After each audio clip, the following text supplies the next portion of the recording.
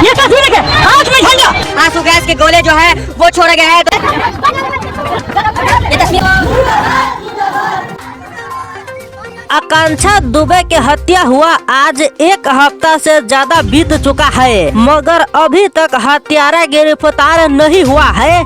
इसलिए पूरा जनता मिल के अभी जोरदार से आंदोलन कर रहे हैं। सरकार से गुहार लगा रहे हैं कि हत्यारा कहां भागा है, गिरफ्तार अभी तक क्यों नहीं हुआ है, सरकार क्या कर रहा है। इसलिए सभी जनता मिल के अभी आकांक्षा दुबे के न्याय के लिए जोरदार से आंदोलन कर रहे हैं। समर सिंह के तरफ से इस केस के पूरा दबाने की कोशिश किया जा रहा है, तो आकांक्षा दुबे के परिवार वालों के तरफ से जोरदार से आंदोलन हो रहे हैं और कह रहे हैं कि गिरफ्तार आखिर में हत्यारा क्यों नहीं हुआ है अब तक। इसलिए पिछले एक हफ्ता से पूरा जनता अभी आकांक्षा दुबे के न्याय के लिए जोरदार से आंदोलन कर रहे हैं। अब देखिए सरकार कब तक न्याय दिलवाता है पीड़ित परिवार के।